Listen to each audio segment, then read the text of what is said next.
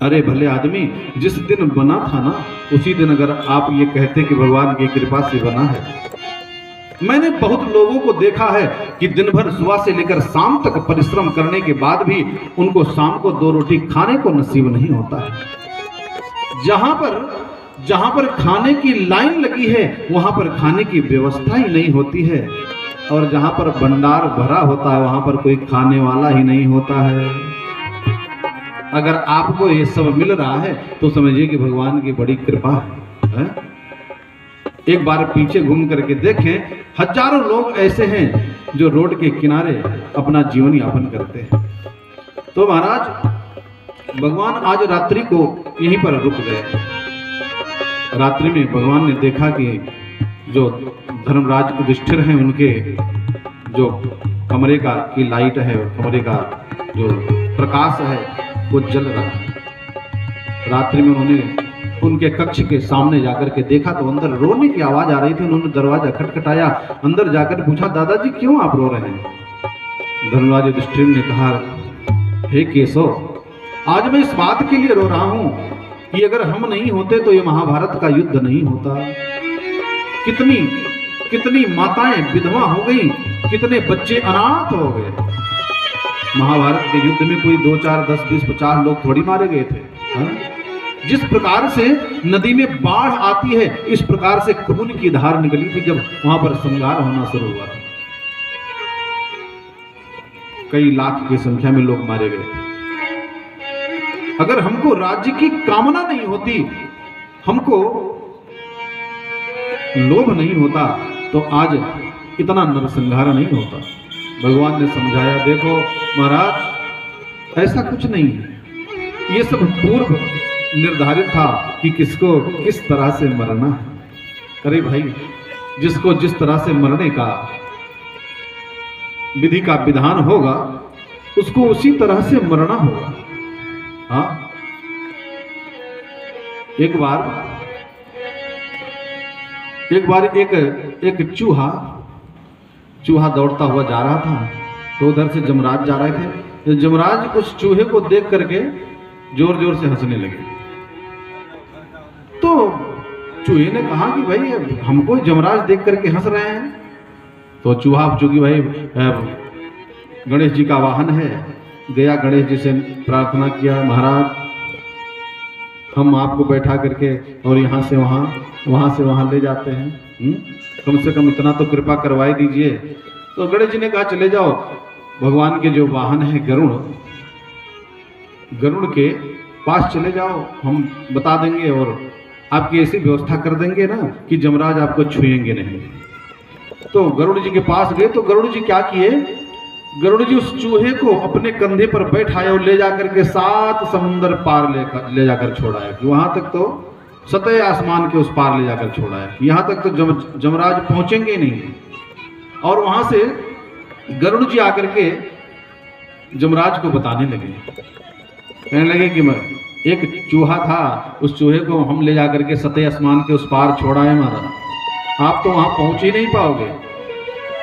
जमराज ने कहा, उसी बात को तो मैं देख करके हंस रहा था कि भी थोड़ी देर के बाद इसकी मृत्यु होनी है सतह आसमान के उस पार, और ये अभी यहाँ बैठा जाएगा कैसे? इसका मतलब आप छोड़ करके आए और वहां पर एक बिल्ली आकर के उसको नमो नारायण करके बोले, गोविंद भगवान की जय। तो सबके मृत्यु का स्थान निर्धारित है और विधि का विधान है कि किसको किस तरह से जाना है, बोले गोविंद भगवान की जय। तो महाराज रात्रि भर कन्हैया ने धर्मराज युधिष्ठिर को समझाया है, और जब सुबह हुआ, भगवान ने सोचा कि धर्मराज युधिष्ठिर हमारे समझाने से नहीं समझेंगे। अगर किसी बात को भीष्म पितामह से इनको समझा दिया जाए, भीष्म पितामह अगर इनको इस बात को समझावें तो शायद इनके समझ में आ जाएगी बात।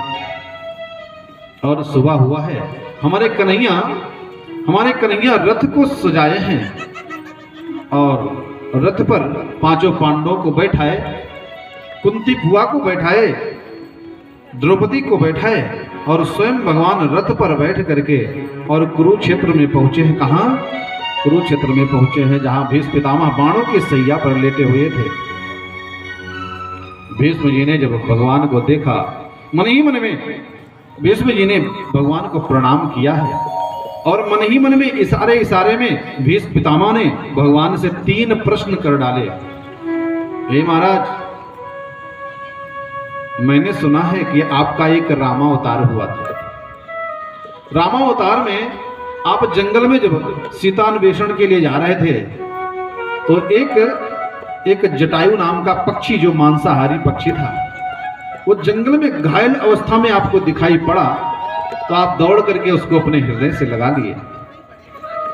और आज मैं घायल अवस्था में पड़ा हूं, आप हमको देख करके मुस्कुरा रहे हैं। क्या वो जटायु हमारे से उच्च श्रेणी में आपका भक्त था? और दूसरा प्रश्न, महाराज, आपने कहा था कि हम महाभारत के युद्ध में अस्त्र नहीं उठाएंगे, लेकिन आप तो जब देखे कि हमने अर्जुन को मारना प्रारंभ किया तो आप तो चक्र लेकर के दौड़ा लिए हम। और तीसरा प्रश्न, हमारे किस जन्म का कौन सा ऐसा अपराध था जिस अपराध के प्रायश्चित स्वरूप में इतने दिनों तक बाणों के सैया पर लेटा?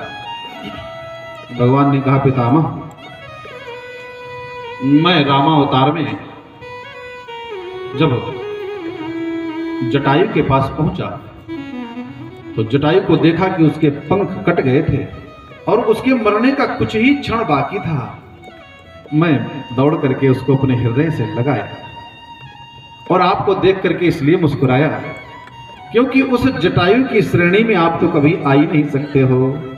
उस जटायु ने जो करके दिखाया वो आप तो कर ही नहीं सकते हो। अरे महाराज, उस जटायु ने ऐसा क्या कर दिया जो हम नहीं कर सकते हैं? भगवान ने कहा, यही तो बात है। जिस समय सीता का हरण करके रावण ले जा रहा था, उस जटायु ने अपने मन में सोचा कि हमारे देश की नारी को कोई विदेशी हरण करके ले जा रहा है। अपने देश की नारी के लज्जा को बचाने के लिए जटायु ने अपने प्राणों की बाजी लगा दी। कि सिया को रोवत देखी आकाश में, अरे सिया को रोवत देखी आकाश में, आँखी के आगे न पाप सहले, और रावण गीध में का समता, पर चोंचयो पाखन से लड़ी गईले। अरे देश है सब लोग है, पर ऊ बीरवा कहवा चली गईले, और लाज बचावे बदे पर नारी के, लाज बचावे बदे पर नारी के, आज भारत में गिधवो मर गईले।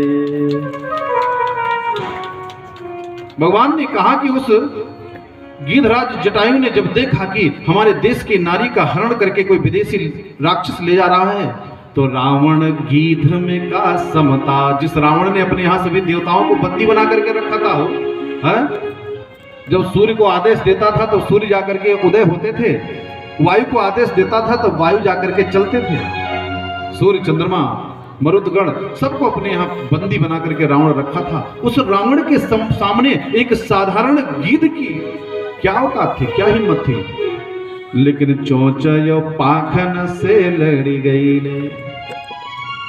उसने देखा कि अब ये तो अन्याय हो रहा है, और आज अगर अपने देश के लिए अगर हम यहाँ पर अपना प्राण भी दे देंगे, और एक बार तो जटायु ने रावण को अपने पंजों से मार करके मूर्छित कर दिया और माता सीता को अपने कब्जे में कर लिया, लेकिन बाद में रावण ने तलवार निकाल करके जटायु का पंख काट दिया और वो बेचारा धड़ाम से जमीन पर गिरा और तड़पने लगा।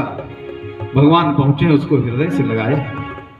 भगवान ने कहा, भगवान कन्हैया ने कहा, पितामह, एक वो जटायु था जो अपने देश के नारी के लज्जा को बचाने के लिए उसने अपने प्राणों की बाजी लगा दी, और एक आप हैं जिस सभा में आप बैठे थे, जब द्रौपदी को उस सभा में लेकर के आया गया और उनके साड़ी को खींचा जाने लगा, दुर्योधन ने कहा, अरे दुशासन, जल्दी से इसकी साड़ी को खींच करके इसको नग्न करके हमारे पास लेकर गया। और द्रौपदी कुररी पक्षी की भांति रोती हुई आपके सामने आई। पितामह, आपके सभा में होते हुए ऐसा अन्याय कैसे हो सकता है? पितामह, ये सब क्या हो रहा है? आप क्यों नहीं रोकते हैं इनको? भगवान ने कहा, पितामह, अगर आप एक बार बोल दिए होते कि दुर्योधन, दुशासन, ये अन्याय है, ऐसा नहीं होना चाहिए, तो दुशासन, दुर्योधन का हिम्मत नहीं था जो एक बार द्रौपदी की तरफ घूम करके देख लेता। लेकिन आपने कुछ नहीं किया। वहां पर आप अपना सिर नीचे करके बैठ गए। आपने कहा कि हम तो दुर्योधन के सत्ता में हैं, हम दुर्योधन का नमक खाते हैं, हम उसके खिलाफ कैसे बोल सकते हैं? क्योंकि अगर आप बोल देते ना तो आपकी कुर्सी चली जाती। जिस पद पर आप बैठे थे आपको दूसरे दिन उस पद से हटा दिया जाता, और आपने कुर्सी के लोभ में वहां पर कुछ बोला नहीं। और ये कुर्सियों का लोभ, ये तो बहुत गजब का होता है महाराज। किसी ने बहुत सुंदर कहा है कि हो गई आदमी से बड़ी कुर्सियां। यहां जितने लोग बैठे कुर्सी पे आप लोग चिंता मत करना। हाँ, हम सत्ता की कुर्सी की बात कर रहे हैं। हाँ भाई, पैर में अगर दिक्कत है तो उन्हीं लोगों के लिए लगाया गया है कि जो भाई बंधु, जो हमारे बुजुर्ग लोग, माताएं बहनें, जिनको घुटने में दिक्कत है, नीचे बैठने में समस्या है, उनके लिए कुर्सी की व्यवस्था की गई है। कुर्सी पर बैठे, और ऐसे लोग आवे तो आप लोग जो है उनको बैठने के लिए स्थान भी दें। हो गई आदमी से बड़ी कुर्सियां, खूब आपस में जम कर लड़ी कुर्सियां। कुर्सियों के लिए लोग मर मिट गए, इस कुर्सियों के लिए लोग मर मिट गए। आज सत्ता में फिर भी खड़ी कुर्सियां, आज सत्ता में फिर भी खड़ी कुर्सियां। अब प्रजातंत्र में नाच ही नाच है, अब प्रजातंत्र में नाच ही नाच है। हर जगह सत्य को आँच ही आँच है, हर जगह सत्य को आँच ही आँच है। आज तक देश में जो घोटाले हुए, आज तक देश में जो घोटाले हुए, शून्य परिणाम है, जांच ही जांच है। शून्य परिणाम है, जांच ही जांच है। जांच चल रही है, और जांच चलते चलते फाइल बंद होकर के कब जला दी जाती है पता ही नहीं चलता है। ये तो महाराज कुर्सियों का पावर होता है। भगवान ने कहा, पितामह आपकी कुर्सी चली न जाए, इसलिए आप वहां पर कुछ नहीं बोले। और बेचारी द्रौपदी कुर्री पक्षी की भांति रोती रही, बिलखती रही, चारों तरफ हाथ फैला फैला करके दया की भीख मांगती रही। लेकिन किसी ने एक बार द्रौपदी की तरफ देखा नहीं। सब लोग अपना सिर नीचे कर लिए, और जब कोई नहीं साथ दिया तब द्रौपदी ने अपने भैया को याद किया। और एक बहन के लिए उसका भाई, आज भी अगर किसी बहन को कोई आपत्ति विपत्ति आती है तो सबसे पहले अपने भैया को ही याद करती है। और यहाँ पर द्रौपदी ने कहा कि खींच दुशासन जोर लगाई के। 5 मिनट का प्रसंग है, थोड़ा हम भागवत से हट करके जा रहे हैं, लेकिन बहुत ही सुंदर प्यारा पद है, आप लोगों को अच्छा लगेगा। द्रौपदी ने कहा, अरे दुशासन, अरे खींच दुशासन जोर लगाई के, और टेर हमार जवे सुनी पई है। कौन? मेरे भैया। और भौजी के गोद में हुई है तब विश्वास हमें हरि नाही भूलई है। अरे टेर सुने ना या बेर लगे, रहिया में कतौ थीर ना रही पई है। और नार नदी बन डाकत रे, बनी के हिरना बिरना चली आई है। अगर मेरे भैया को इस बात का पता चला ना तो दौड़ते हुए हिरन बनकर के हमारे भैया आकर के और 1 मिनट में हमारी लज्जा को रखेंगे और ये जो दुशासन जो दुस्साहस कर रहा है इसको सबक भी सिखाएंगे। यही नहीं, बार बार दोनों हाथ ऊपर उठा करके द्रौपदी अपने भैया कन्हैया को बुलाती है, ये कन्हैया जल्दी से आकर के हमारी रक्षा करो। तो दुर्योधन ने कहा, रे दुशासन देखते क्या हो, वो अहीर की जाति, वो माखन मिश्री चुरा करके खाने वाला, वो यहाँ कहाँ आएगा, जल्दी से साड़ी खींच करके नग्न करो इनको। और जब इस बात को द्रौपदी ने सुना, एक बात बताऊं, कोई माँ बहन उसको आप 4 बात सुना दीजिए सुन सकती है, लेकिन अगर उसके भैया को, उसके पिताजी को या उसके नैहर पक्ष को अगर आप बोल दोगे ना तो बर्दाश्त नहीं करेगी। हाँ, खड़ी हो गई, खबरदार, अगर हमारे नैहर पक्ष की आप लोगों ने बात किया, हमारे भैया की बात किया, और वो बहन कहने लगी कि जियत बाजब ले भयवा।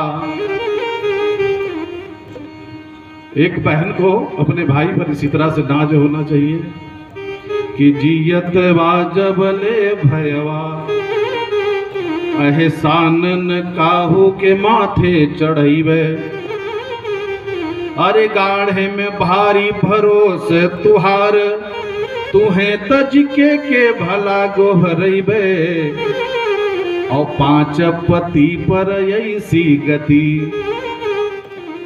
5 पति कोई साधारण नहीं थे, जो एक बार पूरे विश्व को जीतने का सामर्थ्य रखते थे।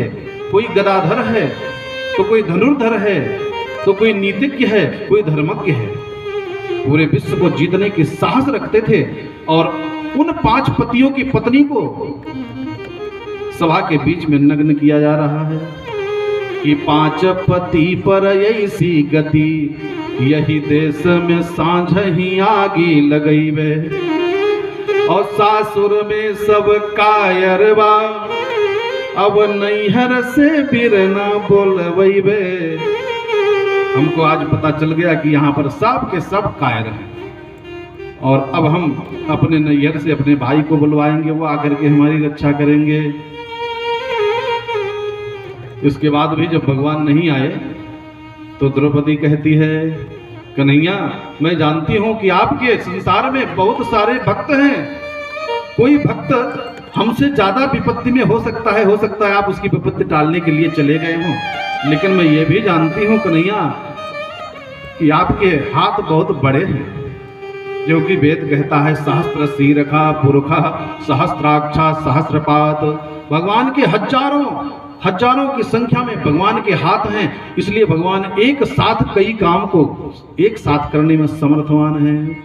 द्रौपदी कहती है, छोटे छोटे नाही तोरे, बड़े बड़े वहाँ बाटे, एक ताई धर एक उधर बढ़ाई दा, एक ताई धर एक उधर बढ़ाई दा। हमहू से ढेर यदि विपत्ति में हुए केहू, हमहू से ढेर यदि विपत्ति में हुए केहू, एतनी कहब दूनो साथ निपटाई दा, एतनी कहब दूनो साथ निपटाई दा। भैया, अगर हमसे भी आपका कोई भक्त ज्यादा विपत्ति में पड़ा हो तो हम इतना ही कह सकते हैं कि दोनों को एक साथ निपटा दीजिए। और यहाँ पर हमारे घर परिवार के सभी लोग खड़े हैं कि सासू जेठानी खड़ी देवरानी, अरे सासू जेठानी खड़ी देवरानी, दुशासन के केहू छेकत नाही, और देखत बाहम ही को सब, ओ करी ओरी आके हूँ देखत नाही। ओ हे बीरना आज तोरे बिना, फटह्यू धोतिया केहू फेंकत नाही, देखत बाहम नाही को सवे।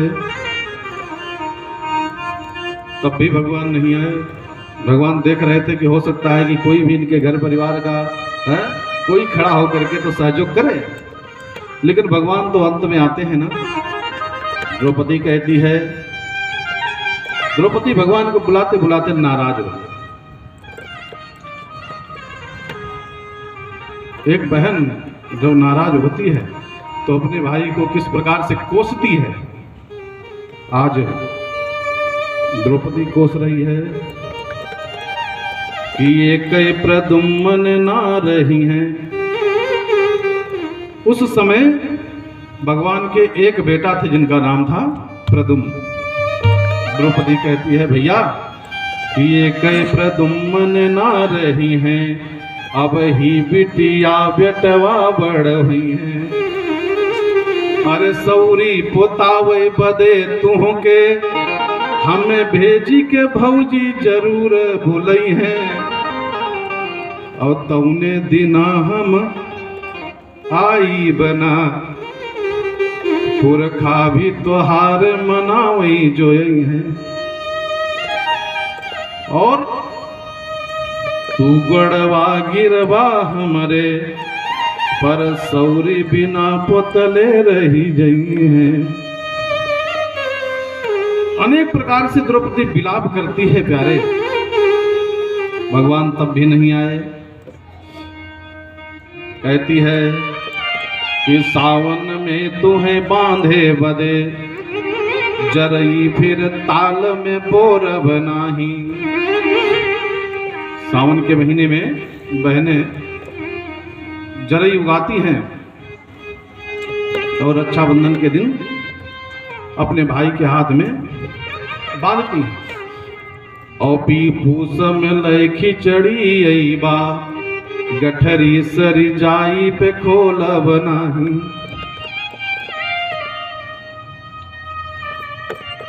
द्रौपदी रोते रोते रोते रोते बिलखते बिलखते भगवान को पुकारती है। भगवान ने जब देखा कि दुशासन साड़ी खींचते खींचते भी नग्न कर देगा तो भगवान द्वारिकाधीश आकर के प्रकट हो गए। बोलिए द्वारिकाधीश भगवान जय।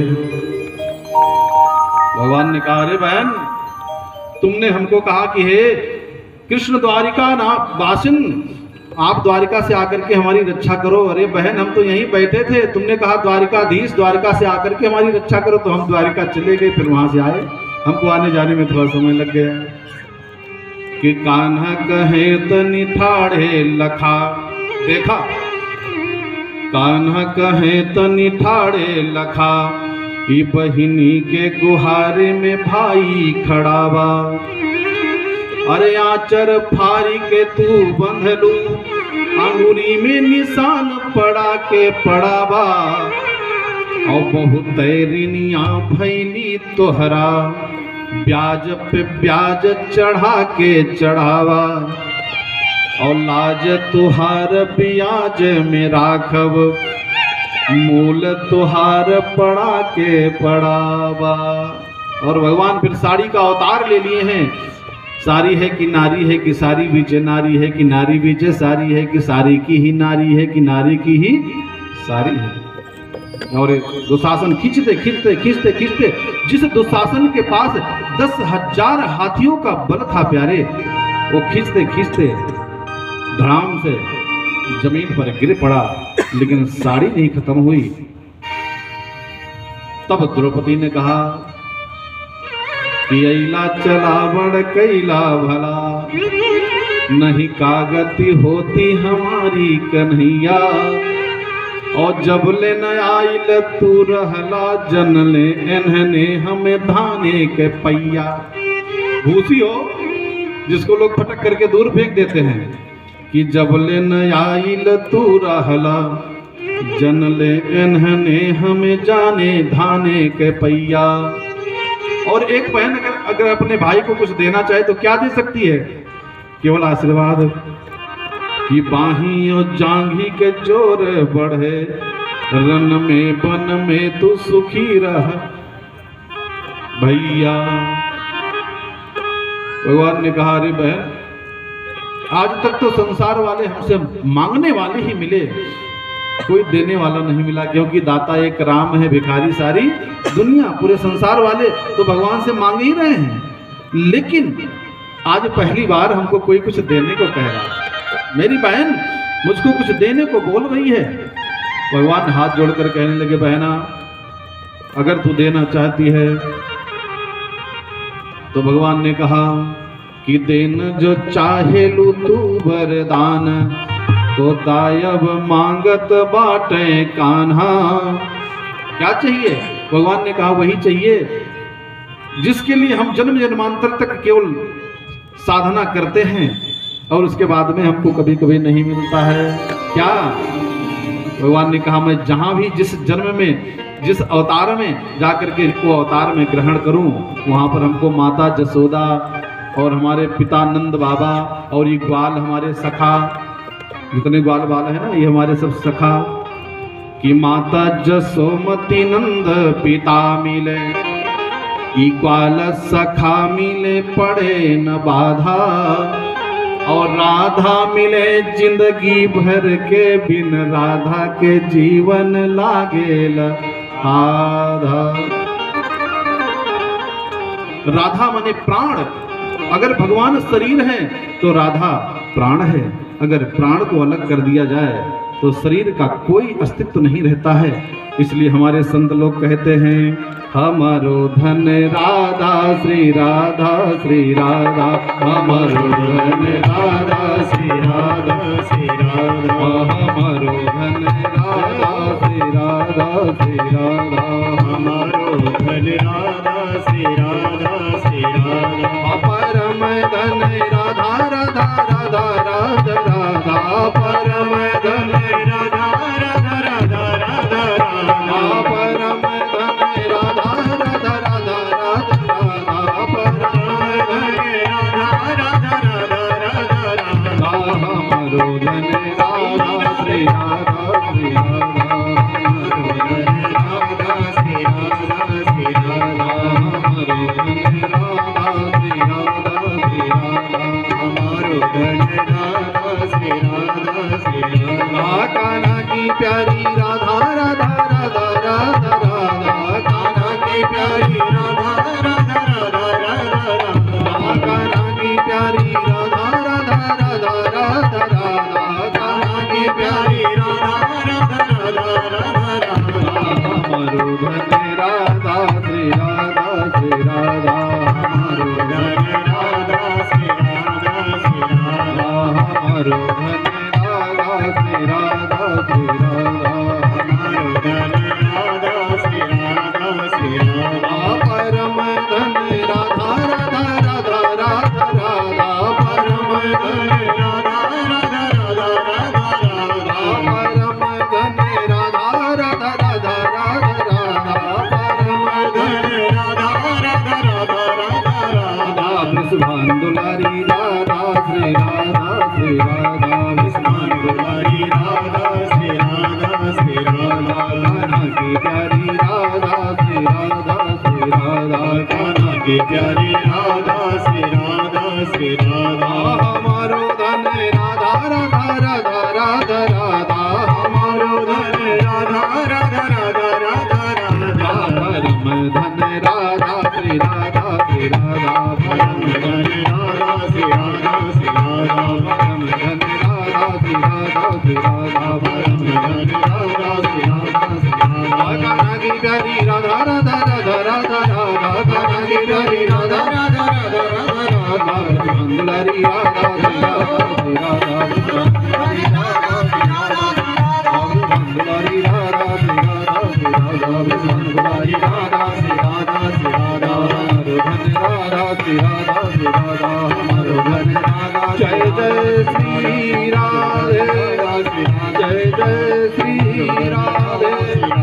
जय जय श्री राधे, बोलिए गोविंद भगवान की जय। तो मैं निवेदन कर रहा था, भगवान ने भीष्म पितामह को बताया, महाराज जिस सभा में आप बैठे थे द्रौपदी कुररी पक्षी की भांति रोती हुई आपके सामने आई।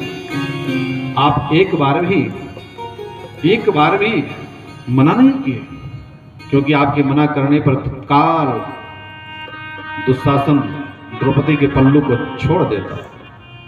लेकिन आप तो कुर्सियों के प्रेम में, मोह में फंसे थे, कहीं हमारी कुर्सी न